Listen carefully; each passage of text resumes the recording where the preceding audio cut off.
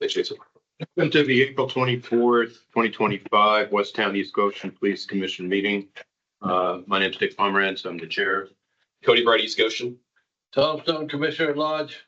Mila Carter, West Town Township Manager. Derek Davis, East Goshen Manager. Russ Weaverling, West Town East Goshen Police. David Leahy, Interim Chief of Police. Kathy Brill, Business Manager. Jason Large, West County East Goshen Police. Thank you all for being here. And before we begin, let's do a pledge of allegiance. I pledge allegiance to the flag of the United States of America and to the republic for which it stands, one nation, under God, indivisible, with liberty and justice for all. And before we sit down, let's do a moment of silence. And this is for all first responders, but in particular of recent days, even the last couple of weeks, there have been a number of shootings of police officers around the country. And so this is a prayer for everybody's safety. Thank you. We'll begin with an executive session that was held prior to this meeting, discuss personnel issues, and just to get through purposes of the transparency, because we didn't cover all the issues. We'll have another executive session immediately after this meeting. Do I hear an approval of the minutes of March 21st, 2025? So moved. Second. Any questions about it? All in favor? Aye. Chairman's report, I'll keep it as short as possible, and that is that we have a number of issues that obviously and to-dos that the police commission is dealing with. And those will become self-evident as time goes on. They involve everything from the police chief search.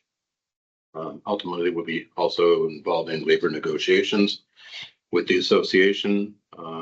And also eventually, as we're continue to work through the implementation of the consultant's report that was submitted some time ago. And that's it for now. Very quickly on my behalf, I found out at Easter, my cousin's dog was escaped, broken ACL, and Owego police officers returned the dog, and they are very grateful and thankful for the officers. They don't remember the name, but just a shout out to our officers. Share the same concerns that Dick just mentioned, and I'll add that we will do everything to make sure that the cops here come home safe at the end of the tour. Since we're talking, Cody mentioned a dog. I'm going to mention something else. I want to congratulate Sergeant Lewis for the rescue of the horse. I think that's really cool. I think it's a miniature horse. Yes. And here's the irony. It's right across from our house. There's a barn, has two houses, two horses, right? And who shows up? A miniature horse, a white miniature horse. And so I went over to talk to the owner of the horses, and I thought, oh, wow, Ted's horse is here. It turns out this is another miniature horse who was also rescued. This one was from Coast. And that horse has fallen in love with one of the big horses. So Jason, do you see that?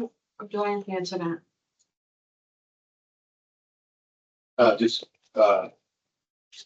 yeah, I see it. You can ask it. Well, hopefully if they fall in love, it'll be a June wedding. The Lieutenant Lady, and Interim Chief Lady, can you tell us your report and any concerns? Sure. So, earlier, I guess last week, I sent out to the police commission, numerous compliments and complimentary correspondences that we received in, February and March. Just to go over a couple of them briefly. There was an update and a thank you note to Sergeant Ragney and Officer Hinman for life-saving measures they took on a resident in 2024. In addition to that, they were both honored at Eastside Little League's opening day ceremonies for their life-saving measures there. So it was a very nice note from her. She's doing well. So thank you note from Detective Hale to Detective Hale, to Detective Weaverling for putting on a forensic crime scene class at Ruston High School. Thank you note from an East Goshen business owner, Officer Herman, and members of the Criminal Investigation Division regarding investigation and recovery of a large piece of equipment that was stolen from him last summer. Thank you note to Lieutenant Stafford, Sergeant Ragney, Detective Weaverling, Detective Hale, from a patron at the Amish market who was with her young children, and I guess there were gentlemen started yelling at her for whatever reasons. they interceded and were able to calm that situation. She let us know how appreciative she was of that. We received a note from the mother of a young woman who was arrested by Officer Hinman and with the assistance of Officer Herman for DUI last year. She was very grateful. That arrest, she said, basically put her daughter on the straight and narrow. She got help. She's now sober, so she was very appreciative of the way they handled that incident. And lastly, you already talked about it, Dick, but we received a note from a Pennsylvania State Trooper who's retired. He was on their Mallard unit, and he also expressed his heartwarming appreciation to Sergeant Lewis for the way he took care of that horse and adopted it. So that was really cool. Just want to let the police commission know that and thank them for approving the drone last year. Officers went to drone training back in early March. So we have now FAA certified drone pilots. We're getting the program up and running. How many? So we have seven. So the plan is to have that drone out on every shift, and used in various ways. Right now, we're still getting acclimated to it. Those officers who are pilots are training every day. We get some flight time in. So it's a really cool tool. It's going to be very valuable for us. Once we get totally up and running, if the police commission would like a little demo, I'd be happy to demonstrate that for you. You gonna try to use it in the fair this year, Dave? Yes, yep, that's the plan. Yep. Any major event, we'll use that. And then, community. Yep, community day, fair, anything we can, West Town Day, whatever we have. So that's it for the report. I could move right into statistics if you would like to. No, actually, I was gonna ask, before we do that, Russ, can you do one thing? Can you talk a little bit about, and this is just my own personal curiosity, about what was the reaction of the high school kids to the forensic and how all that kind of thing? Start by saying my voice is a little bit gone. Do you want to just come I'm to trying it to do the closer? best that I can. Yep. Kids, we're very receptive to it. They were pretty into it. We went through some of our older cases, as far as like old bank robberies and different crime scenes that we've done. And we walked them through, how we used the crime scene to actually help us solve those crimes. And they seem very into it. You can tell some kids that were in the class that were just there because they just needed something to fill in an open block. Sure. But, majority of the kids that were in that class were into it and they were very thankful and Did they ask a lot probably of have- questions? some of them did. Interesting. Yeah. Okay, cool. Thanks. Stats. Yes.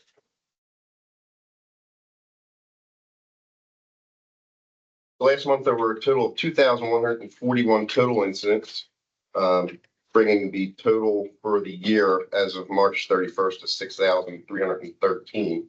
995 of those last month were in West Town. 1,146 were in East Goshen. The entire breakdown of all the calls we handled can be viewed on the police commission packet that's on our crime watch page. Just a couple trends we're starting to see in addition to our normal springtime crime trends that I addressed last commission meeting in regards to vehicle break-ins and such, but starting to notice an uptick in retail thefts again, specifically on the Westchester Pike border in Westtown, businesses there. So our investigators and officers have made a few arrests. There were 4 total retail theft arrests in or offensive in March. 3 of those arrests were made.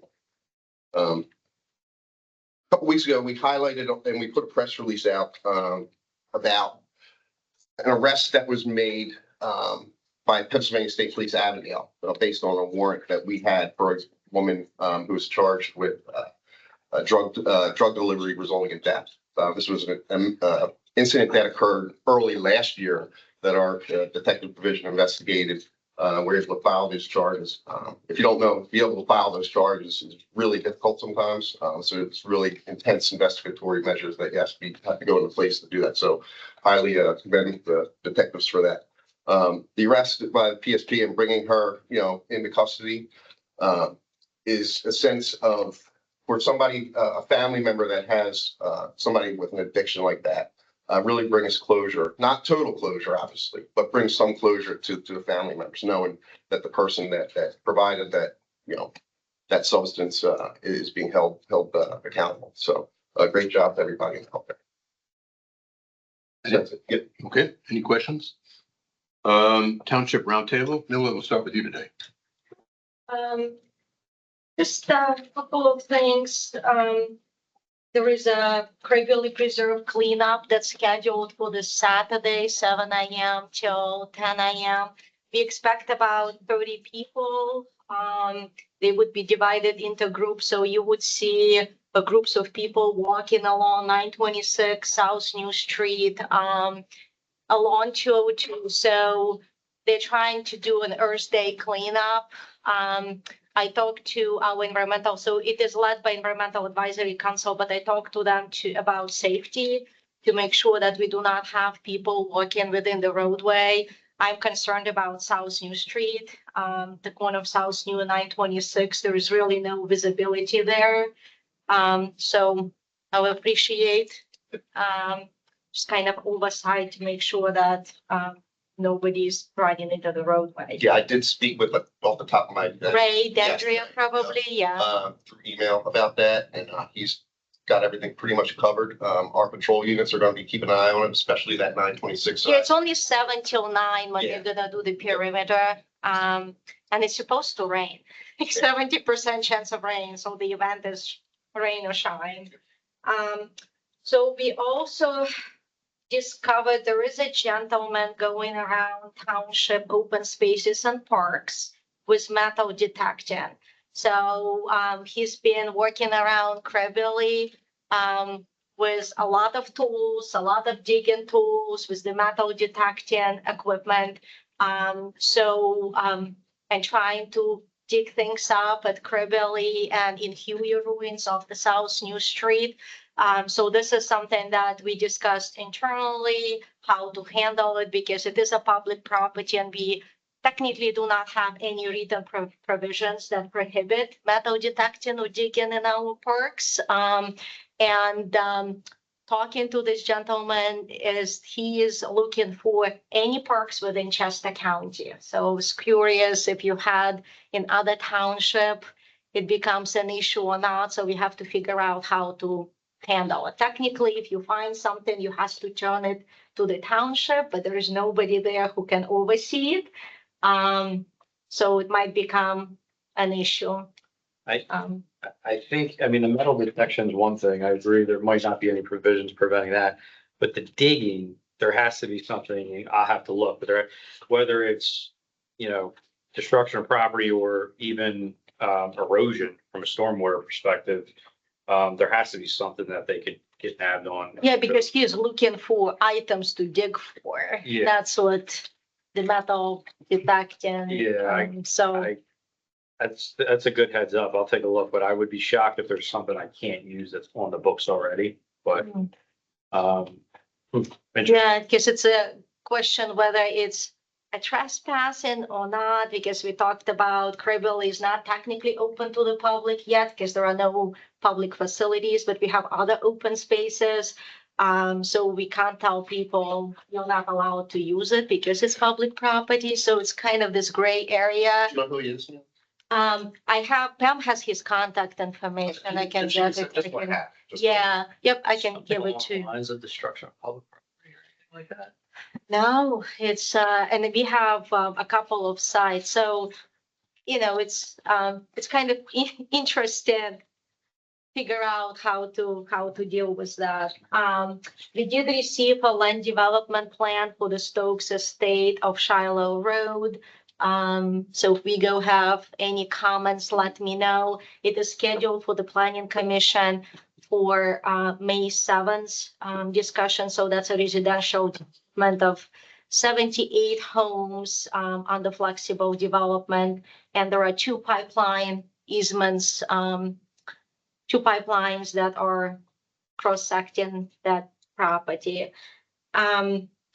There's going to be a lot of activities on Route 926 and 202. PennDOT is starting the project at the same time as we are starting demolition of structures of 926.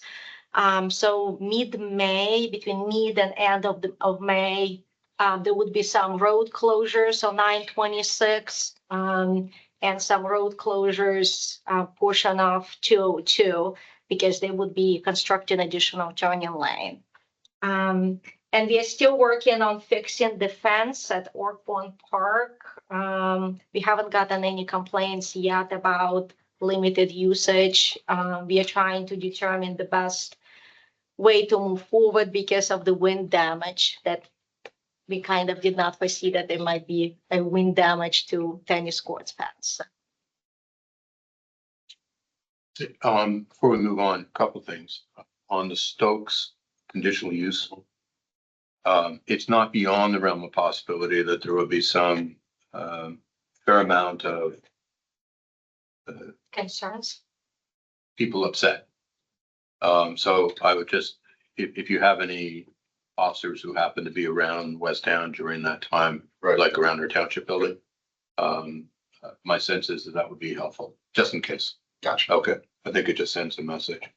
In terms of that's something that you mentioned, Mila. This is for you, Chief, and that is, there have been reports, I know it's happened near us in West Town, and I know that it's been on next door, several other places, not just in West Town, but elsewhere.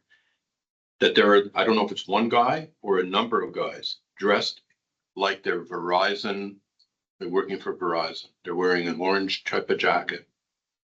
And they've become extremely aggressive, knocking the door, saying that they're there for Verizon. One, at what point do you guys actually follow through and say, this is not going to be allowed? At least check out to see if these guys are from Verizon. My understanding is they're not from Verizon. Verizon hasn't been particularly helpful. How do we resolve that? Because residents are getting concerned. So my recommendation to any resident that has somebody that comes to their door, obviously, you know, West Town has its own solicitation ordinances, but regardless of that, if you're concerned about anybody coming to your door, just call 911. An officer will come out. They'll verify, you know, whether, you know, who they are through ID, you know, trying to, if it's Verizon, try and verify their employer, if they have a permit, if they don't, you know, but the suggestion would be just call 911 and report it, and an officer will respond. For people who are concerned, and I've had this request as a question for you, there are people who would like to do that, but then they're concerned that if they give their name to the person receiving the call at 911, that becomes public, and then they're putting themselves out as a target. Yeah, no, that does not become public. Doesn't become public. Yeah, that's confidential to the 911 center. Do they have to give their name? They do not. No. They just have to say, is that I'm at such and such a, Correct. okay, that's fine. It's good to know. They are aggressive, but they knocked on my door 3 times within an hour. Which is, Big banging. Have the police followed these people? Have you been, has anybody? We've had them in the past. We've gotten calls like that. I know specifically, we had one recently that was, it was supposed to Verizon, it was Pico, where somebody was concerned that it was, so we took a report for that.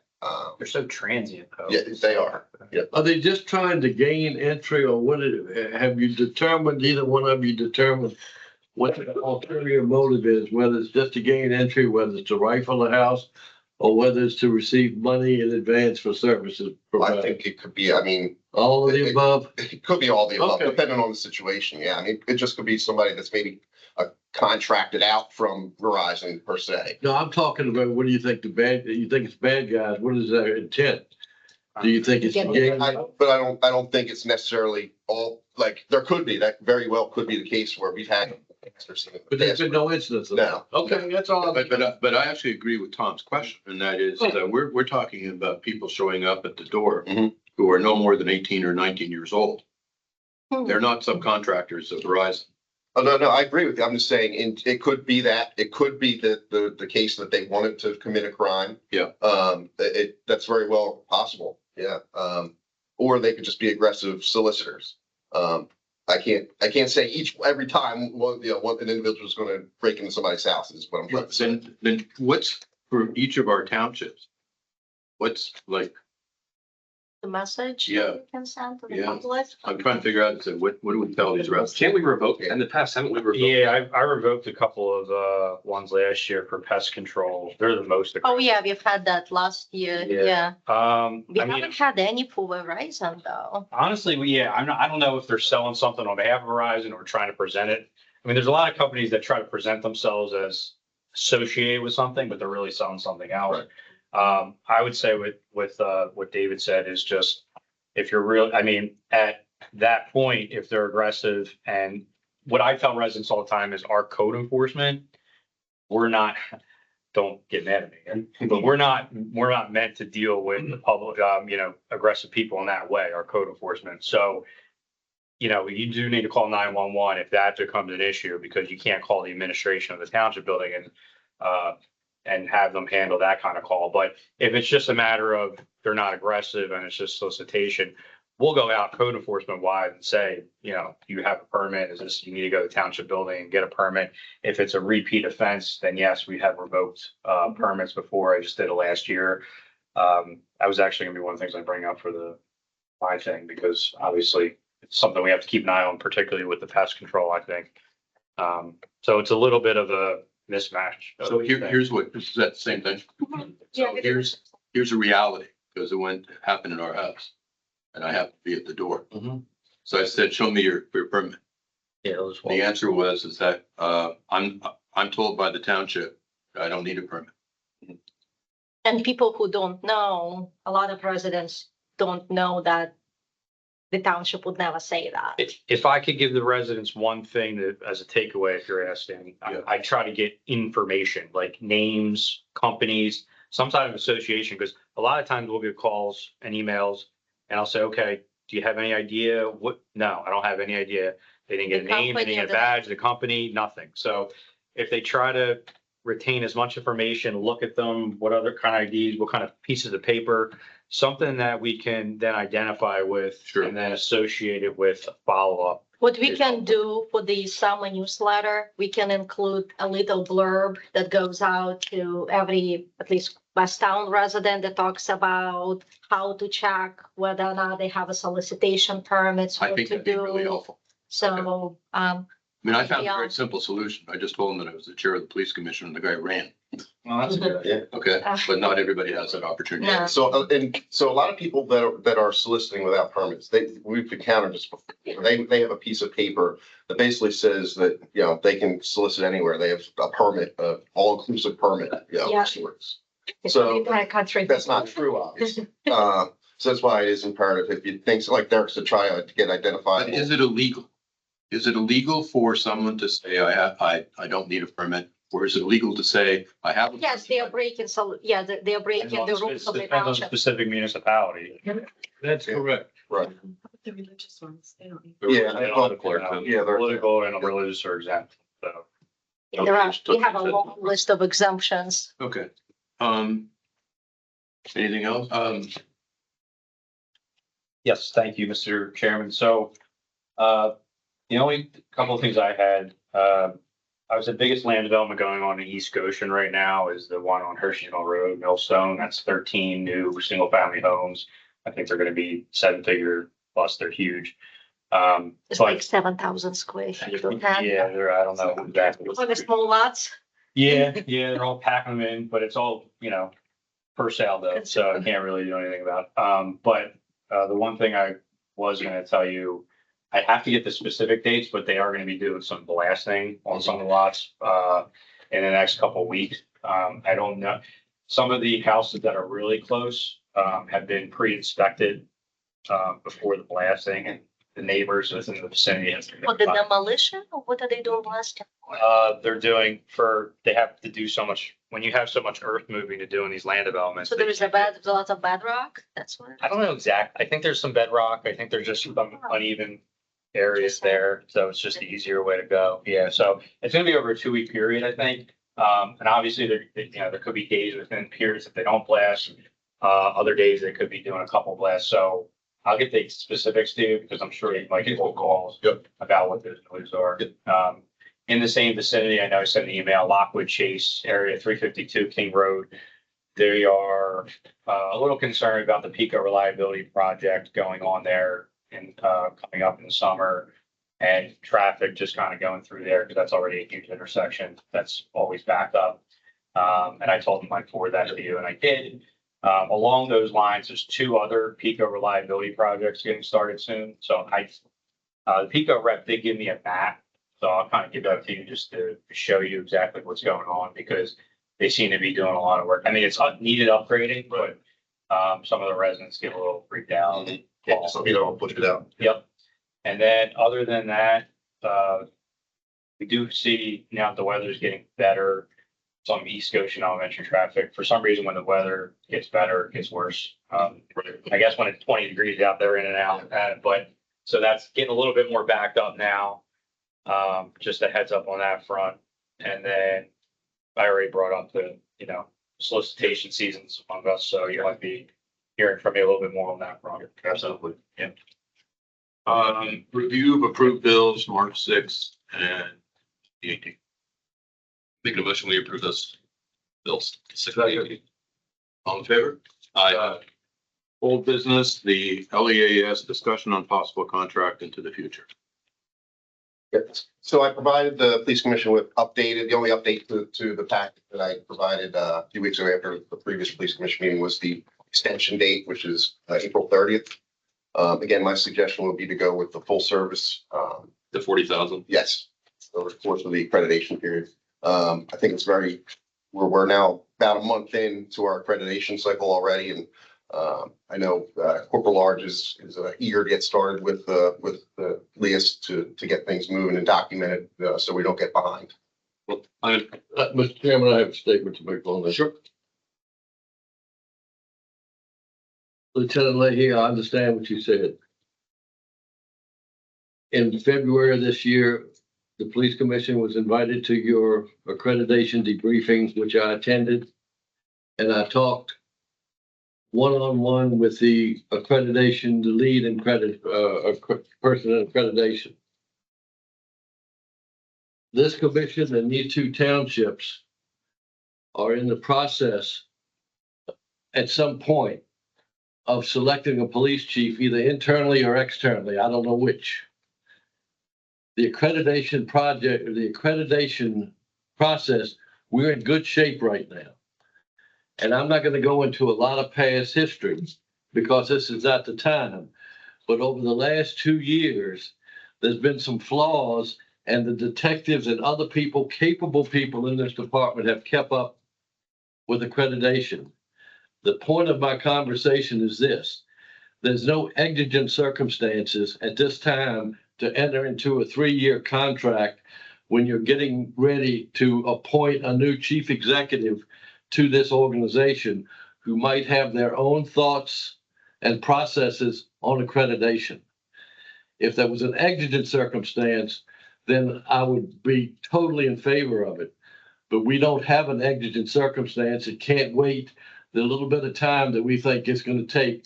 And I would hate to saddle this commission to agree and saddle a person into a 3-year contract that might have their own thoughts, processes, and ways to do the accreditation process.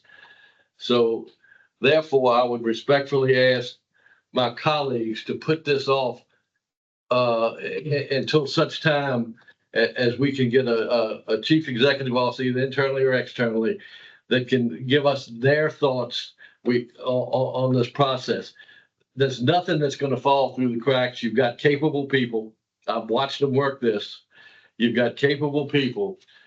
You don't want to saddle a new person to a 3-year contract that might have might have a better way to invent a mousetrap.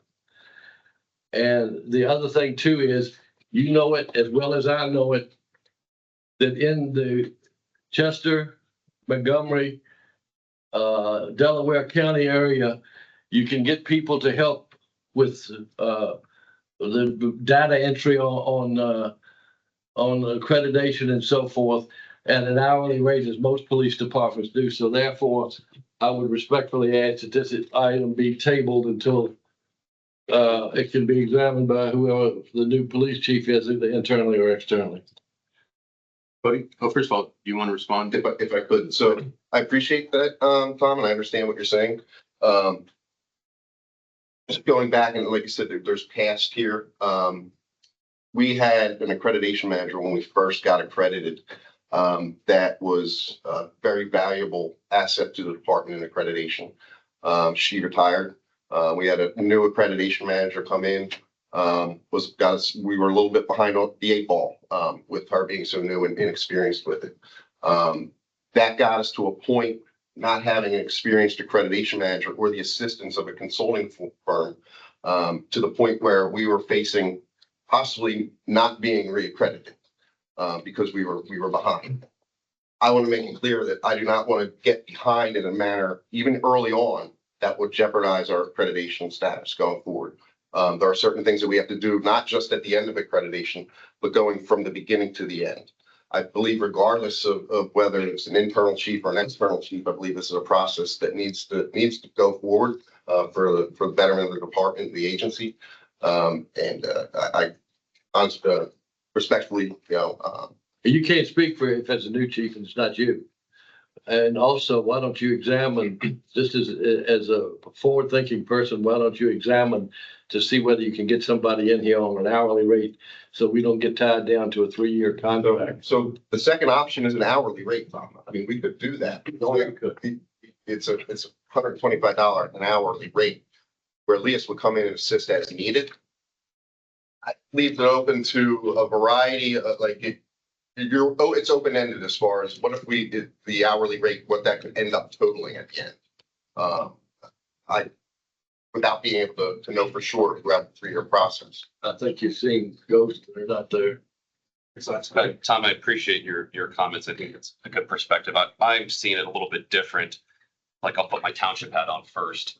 I don't know if I'm going to be police commissioner next year. I don't know who's going to be police commissioner. So to be able to have this already taken care of and one less thing while we're doing the labor negotiation partner and chief search, I think it would just be easier to move forward and lock this in for the next couple of years, especially from a salary perspective, savings from our previous person to this, we're saving over like $240,000. And I'm in favor of the 3-year contract at 40. I think that's one less thing that our new chief, whether internal or external, has to worry about while we're trying to implement some of the stuff that the LG group is. It's just one less thing to worry about. So I differ with my friend and colleague, Tom, here. So just want to put that out. Question to ask you is that, in terms of the actual payment, is that over the 3 years, but you pay in advance, or is that? It's over the 3 years. Over 3 years, so. We have a schedule here. It's about 2,500 to start and then 10,000 a year. Yeah, I know. I just wanted you to say that so that the public hears. Yes, it's over the course of the 3 years. Yeah. So from a cash flow point of view, it's not like we're laying out 40,000 right away. Upfront now. We already paid last year. We paid what, Kathy? For the service? 12 something total. Just like a continuing bill. It's not a new bill. Right, so you, I guess six this. any other comments? That's all I have. Tom, you want any more comment there? No, you know what my vote's gonna Okay. be. Yeah, I'll make a motion that we move forward with the non-hourly rate of the 3-year contract for $40,000 for Elias. I'll second that. Any other comments? Township managers, any thoughts? I think if you're not looking to get rid of accreditation, I would go the way of the 3-year contract. So I would agree with the motion. Mila? I agree with that. I think it's, or whether it's a new person coming in or, somebody internally, it's gonna be a lot of work. So, this is something that just gonna be taken care of. And then I'm sure you can always go back and amend the contract and say we don't need it anymore within that 3-year period. I'm not aware of that, but Yeah, you can, yeah, there's always got to be an option. If you don't need to go with business contract, the full 3-year. Kathy, I've never asked you this. What's your thought about accreditation, even the need for accreditation, the pros and the cons? In the beginning, I thought it was great.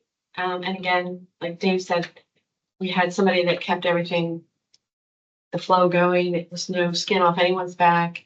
I think it's good policy for the officers to be able to see what their standards are. The Power DMS that they can refer to is wonderful for their, how they need to proceed with any sort of incident. There was a time where I thought I would like to see it go away. But I think since we had the help that we did recently, things are looking good. And I think for 10,000, not for a full-time salary, but for $10,000 a year, I think it's definitely worth it. We do save 5% in our insurance. What does that equal? You know what? I knew you were gonna ask. Yeah, it's not a lot, but 10,000? 5%, 5% of. I've been involved in the police department without accreditation. Now I'm involved with the police department with accreditation. I think they're both excellent police departments. So my whole thing is if you're making this decision from scratch and you've never had accreditation, I think it's a more difficult decision. I think once you have accreditation, I think continuing it from a perception standpoint is important. Just as a clarity, my statements were not against accreditation in any way. Oh, no, I was the one that brought it up, so. My objection was that I think we're putting the horse before the cart. And that we got capable people that can keep a cart running until we get a new CEO. And so I've been asked now twice in 2 weeks, the same question, because what is, now this is for the public. I already know the answer for myself, I think. Why is accreditation important? So it lays out the most up-to-date best practices for policing in, not only Pennsylvania, well, in our case, Pennsylvania. So as we know, and we've seen, throughout the years, certain police departments sort of can fall behind in policies. The policies guide the officers on what they do on a daily basis. Like Kathy referenced, the system that we use, Power DMS, the officers can access the policies at our fingertips. And there's numerous policies. But could you not make an argument? Can you make an argument for the people who are saying accreditation is just kind of like it's a cosmetic? And at the end of the day is that we don't get anything from the accreditation. People will make that argument. I don't agree with it, going through it now. Like Kathy said, we have the cost savings, with the insurance. It being accredited, if there's a civil lawsuit liability, it assists us being an accredited agency, if we were ever sued. And again, the most up-to-date standards, it keeps us forcing us to keep our policies up to date. An argument that was given by someone else within the police department, I was no longer here, was that one of the reasons that you want accreditation is because if you don't have accreditation, it's much more difficult to obtain grants. Is that true or not true? So I would have to see what type of grants they'd be referring to. Because I'm not aware of any grants that are associated with accreditation. Okay. It was specifically told in one of these meetings. I think the thing that helps us with grants is our regionalization. Yes, I've Absolutely. never seen a grant with a caveat for, I've never seen one. The regional department is our best. You've never seen one for I've accreditation? never seen a grant. Yeah. With a caveat that you have to be accredited. Accreditation, okay. But I would assume just naturally if you're applying for a grant, it's like if you have a master's degree instead of just a bachelor, it's just an extra like, yay. Right. A little bit higher on the stack of paper. Okay, so ready to vote? Yep. All in favor? Aye. No, Let's move to one which is, and I appreciate this being put Eventually, up I'll just need your signature. on freedom of speech versus harassment. And this may only be a Westtown thing, but it's gotten to a point. And I don't know how often Mila has fed you or you've been able to see years and years and years and years of commentary that's coming, and sometimes it's on a 1 to 10 scale of inflammatory. Maybe it's a 4. Sometimes it seems like a 9. From a law enforcement point of view, where is and then I'll have some, after you give me your answer, I've got some follow-up. Because this is, I'm concerned about it. That somebody's comments that somebody would say, well, that's not harassment, that's just freedom of speech. And all of a sudden, that behavior becomes something much worse, exponentially worse. And we look back at it and say, well, why the hell didn't we think about that before? Freedom of speech versus harassment. So Mila has, kept me up to date, as best not daily, because it's a lot, but, as recent as the last couple of days, she sent me, at my request too, I asked to see some more recent ones. Yep. I think it's a fine line, especially when you're dealing with elected officials and communications to elected officials to government, email addresses. I have consulted with the district attorney's office about this earlier in the week. I know years past we had as well. Their determination years past was that it does not, what was sent, or what was being said in those emails does not constitute harassment. I ran this by the district attorney's office again earlier this week. Like I said, I actually sent them some examples of these emails. I haven't gotten a response to the email yet on that, but in the phone conversation I had, they said, yeah, from what you're telling me, it sounds annoying, very annoying, but it's not criminal. To the point where they're at now. You know, if it were to get to the point where there were physical threatening messages in there, we would look at it differently. So like I said, it's a fine line between when it becomes a crime and when it's not, and when it's freedom of speech. I believe this individual knows how to walk that fine line, that tightrope, and has been very good about not crossing that line. My suggestion would be, as you are, keep documenting them.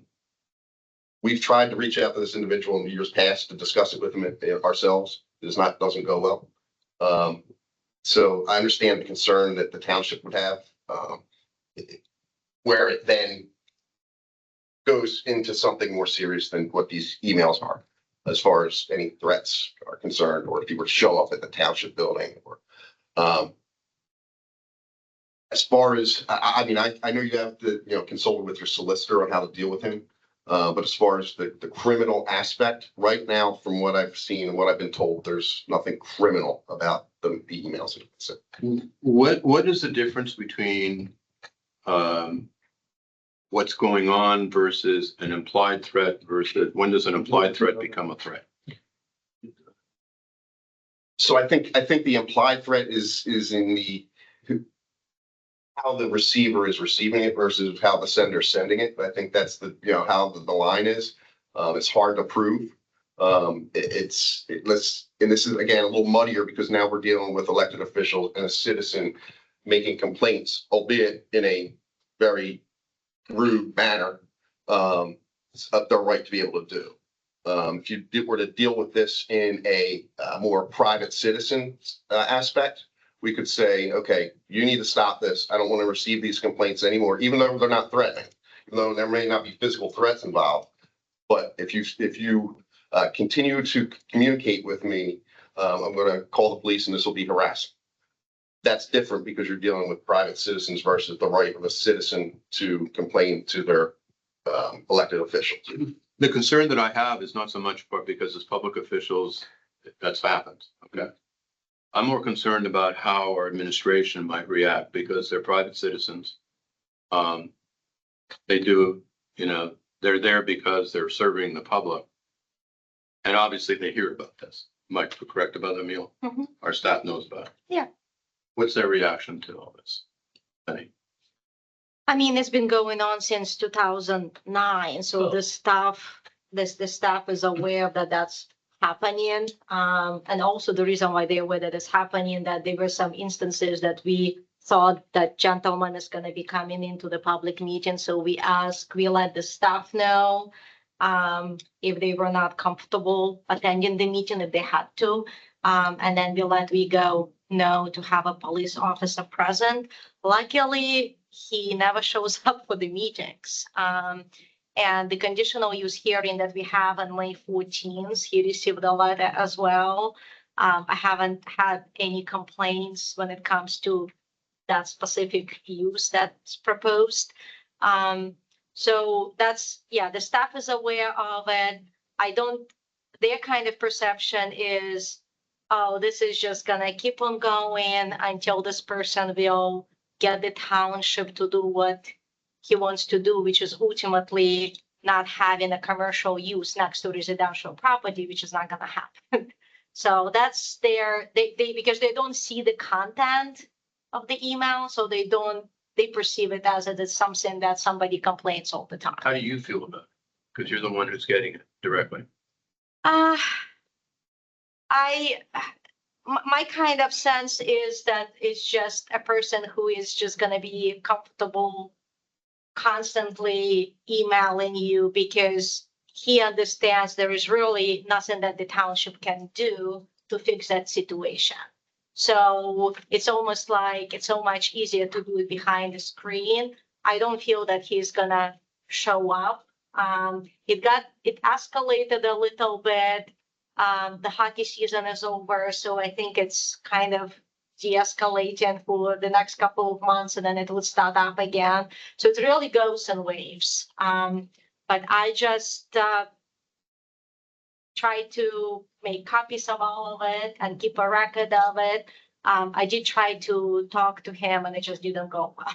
So, and our building code inspector is aware of it because he was actually on site doing an inspection. And the gentleman came out and was yelling and screaming at him and trying to get in fight with him. And he was there with the representative from the ice rink. So he was the only person who actually seen that physical altercation that was happening on Green Lane. So. And in that case, obviously, if we were to be called in a Yep. situation like that, we, in a manner, if there was a criminal action there, we definitely would take action. And the reason I raised it and asked it to deal with this now, and just trying to understand it, is, and take it out of West Ham. We talked about it. We're living in a very, I think everybody would agree with this. We're living in, at this moment, a very elevated, heightened, I'm not even sure what's the right expression would be, environment where things are happening. It might be within families, it might be within an employee, with employees, et cetera. And then you hear about after the fact of they're saying, well, that person gave some indication of potential behavior, which we'd listened more carefully or something along that lines. That's why I'm asking that question. So, and that's a very good point, Dick, and it is a concern across the country. And I think law enforcement in general across the country, and I know in Chester County specifically, there's talks of a program that's going to possibly come to the county for threat assessments for situations like that, and would be dealing with multiple disciplines within, public safety, whether, with mental health, law enforcement, EMS. So if situations were to arise, a individual is showing certain elevated concerns, there'd be threat assessments done in place. And I believe that that's a way that we're moving forward in the profession, and not just law enforcement, like I said, in all disciplines. So the threat assessment is very key. I mean, we do that a lot here especially with our juveniles. We get incidents that involve, let's say a teenager, and they make a threat, and it's reported to us through an anonymous safe to say line. So our juvenile detective will do threat assessments, meet with them, meet with the parents, see what is going on with it, and then make an assessment as to where this individual may be. Now, it's a little harder to do, obviously, with adults once, you're dealing with juveniles here, and the parents have the control. But I believe there are steps being moved forward, which is, positive thing in identifying the potential threats. Okay. Next, officers' comments. Russ, nothing? Jason? Okay. That's all I can say. Overtime report. So there's two reasons up, so from March 24th to April 20th, total of 283.5 hours of overtime. Excuse me, 15.5 hours of operational, 38 hours of personal, 185 hours of sick, 45 hours patrol, excuse me. So between February 24th and March 23rd, for 308.5 hours, 25 operational, 72 hours of training overtime, That training overtime was to cover officer in a week-long wiretap school and the officers that were attending the drone training. 40 hours personal, 151 and a half hours of sick, and 20 patrol overtime. I'd just like to take note, if you look at past months, other than that, the patrol overtime is down. Sure. I don't know if it's for you, Dick or Kathy. Can you first off, can you give me the percent of how much we save for the insurance each Sure. year? And then also for the overtime, are you able to break it down from beginning of January to whatever the latest you have? And then broken down by training, personal, sick, patrol, and then can give me what last year was too? So this year, current up to date, and then last year. First last year, yeah. Yep, we can do that. Thanks. I'm just curious on, because it does look like, I mean, we can't control sick overtime, but it does look like patrol overtime is down, so. The sick overtime, a lot of that was incorporating an officer that's out on work-related injury too. That's just where that was coded. Any questions? No. Month-end report.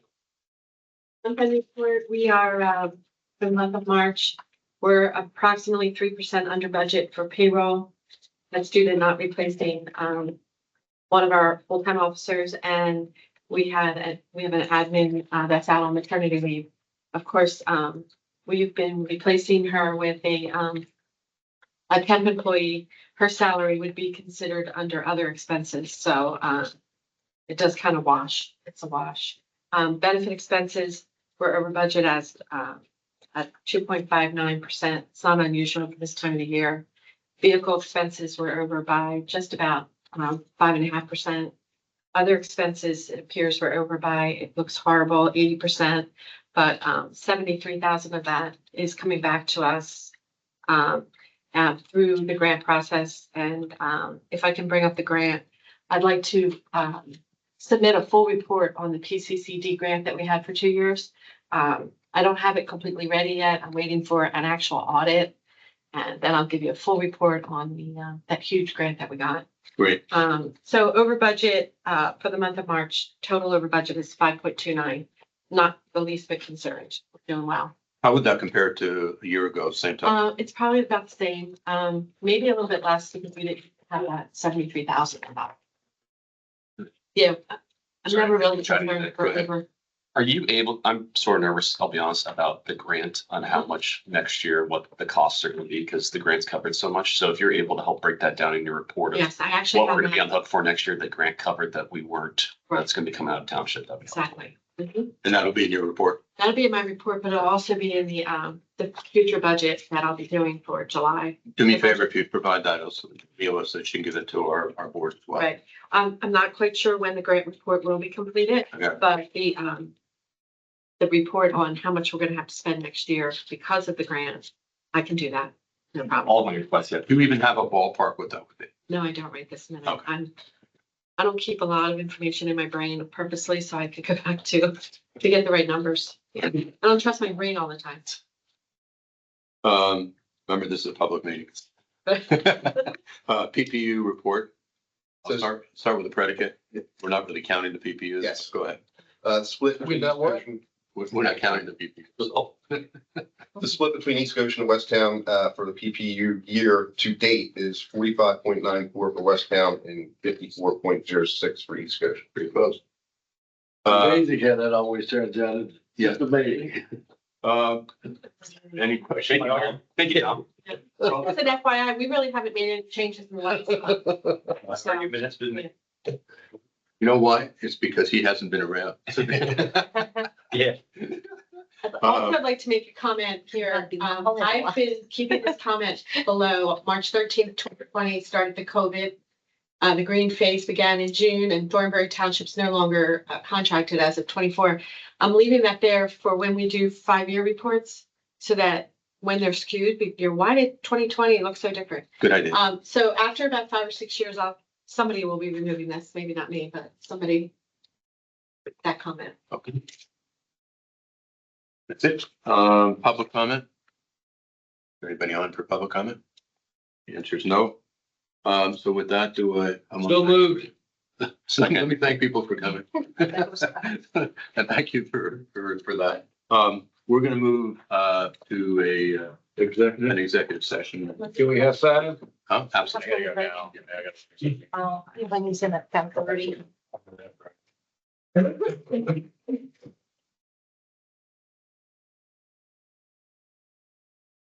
Take care, Russ. Say hello to the guys back there. Keep it, you know, hot.